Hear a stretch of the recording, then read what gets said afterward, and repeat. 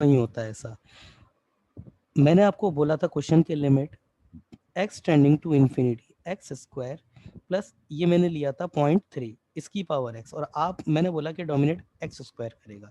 क्यों? क्योंकि देखिए एल्जेब्रिक में मतलब मैंने आपको क्या रेट ऑफ ग्रोथ जो मैंने बोला था ना, रेट ऑफ ग्रोथ एक्सपोनेंशियल की हाई होती है।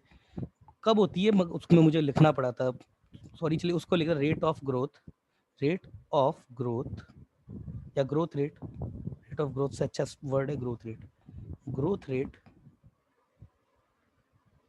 Of a raised to the power x greater than growth rate of x की पावर n। ये x है और ये n है, फॉर एवरी n जो है आपका कुछ भी हो रियल नंबर। और ये मैं कब की बात कर रहा हूँ, when x tending to infinity की बात, हर जगह की बात नहीं कर रहा हूँ मैं, इन्फिनिटी की बात कर रहा हूँ, है ना। बीच में तो हो सकता है जैसे अगर है ना, और यहाँ पर नोट डाल के लिखना पड़ेगा मुझे a इज ग्रेटर देन 1, ये भी मुझे बताना पड़ेगा, ठीक है ना, ठीक है ना। व्हेन एन तो आपका आर हो एंड ए जो है आपका ग्रेटर देन 1 हो, इक्वल भी नहीं चलेगा, है ना। When X trending to infinity, कहने का मतलब क्या है ना, ग्राफ का ग्राफिकल देखेंगे तो A raise to the power X का ग्राफ ऐसे चलता है ग्रेटर देन 1 के लिए, एक्स की पावर एन कुछ भी हो तो एक्स की पावर एन एक बार को इधर नेगेटिव में जीरो होगा, अगर इवन है तो कुछ ऐसे जाएगा। इनफाइनाइट की बात करें तो हो सकता है वो बीच में काट दे इसको, मगर ये बात पक्की है कि इनफाइनाइट तक जाते जाते बीच में एक बार और काट के रहेगा तो नीचे।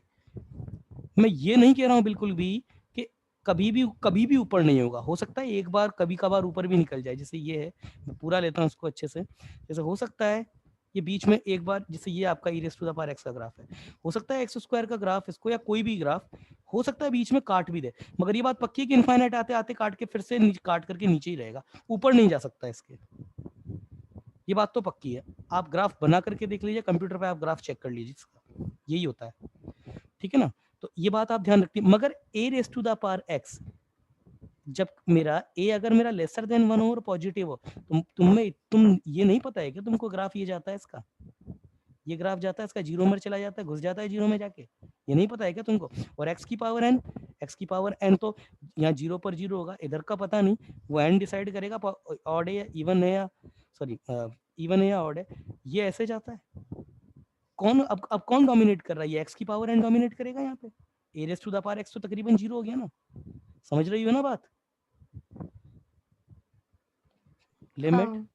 x tending to zero, sorry infinity, infinity X square plus 0.3 whole raise to the power x, ये यहाँ पे डोमिनेट करेगा एक्स स्क्वायर, ठीक है ना। और अगर ये limit x tending to infinity, अगर ये मेरे पास x है प्लस यहाँ पर ये मेरे पास 0.3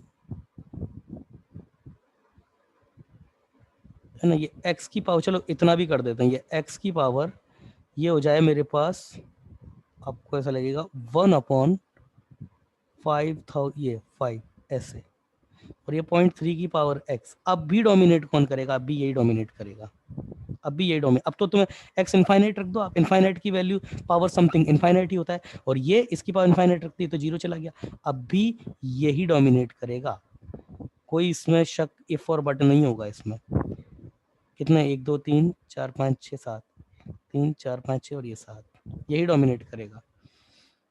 समझ में आई बात। चलिए एक क्वेश्चन का आंसर दीजिए। Limit X tending to infinity, I hope मैंने वीडियो ऑन किया है, हाँ वीडियो ऑन है। Limit X tending to infinity X की पावर 500,000 ये लीजिए प्लस 1.00001 इसकी power X plus under root 7 under root 7 under root 7 whole raise to the power X, कौन डोमिनेट करेगा इसमें, कौन डोमिनेट करेगा, कौन डोमिनेट करेगा, फिर इसको ऐसे नहीं, ऐसे लिखो, ये लो। बोलो दीदी कौन डोमिनेट करेगा? भक्ति आप बताओ कौन डोमिनेट करेगा इसमें, बताओ कौन डोमिनेट करेगा? 7^2 डोमिनेट करेगा। क्यों? क्योंकि मैंने इसको हालांकि लिखा था वैसे ही, उसी तरीके से समझिए आप। ऐसे हो सकता है ऐसे लिखा हुआ आ जाए, ऐसे लिखा हुआ आ जाता है तो भी आप देखिए इसका बेस क्या है, पावर एक्स रखी है, इसका तो ये तो एक्स की पावर 500 इंटू 1000 और ये प्लस 1.0000001 और ये एक्स है, और ये कितना आपके पास √7 इसकी पावर एक्स। इसमें और इसमें तो ये डोमिनेट कर जाएगा, इसमें और इसमें ये डोमिनेट कर जाएगा, ये करेगा। यस, √7 लिखा जा सकता है, इसको कोई समस्या नहीं।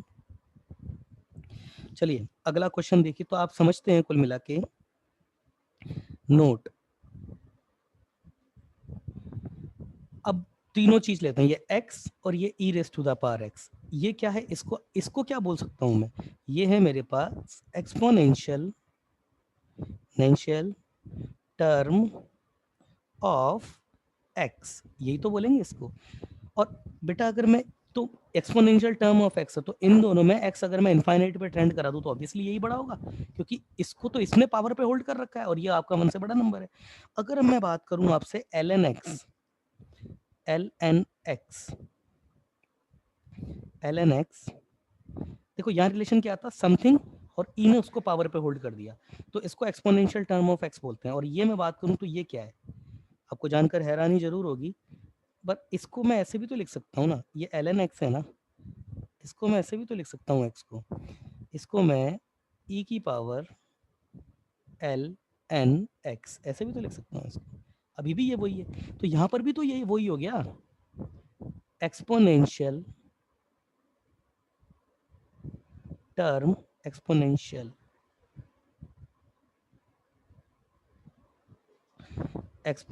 Term of ln x। इसको ऐसे भी बोल सकते हैं x को, मतलब ये चीज यही तो लिखी है, x को मैं क्या बोल सकता हूँ, exponential term of ln x। इसीलिए अगर मैं बात करता हूँ तो इन दोनों में इसने इसको होल्ड कर रखा तो ये बड़ा हो जाएगा, और इन दोनों में ये बड़ा हो जाता है। ग्राफिकली देखिए आप, y = x ये होता है, ये आपका y = x, e⁻x की बात करो ये होता है e⁻x, और ln x की बात करो तो ये होता है आपका ln x। ये एक दूसरे के मिरर इमेज होते हैं, इनवर्स फंक्शन होते हैं। ये तो देखिए, ये है y = ln x और ये है मेरे पास y = e⁻x, सबसे छोटा उससे बड़ा उससे बड़ा।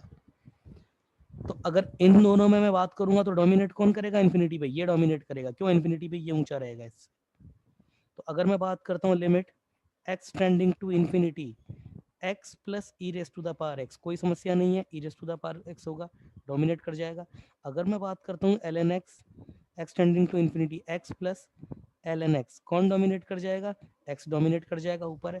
अगर मैं बात करता हूँ तीनों में x e⁻x और ये ln x, कौन डोमिनेट करेगा?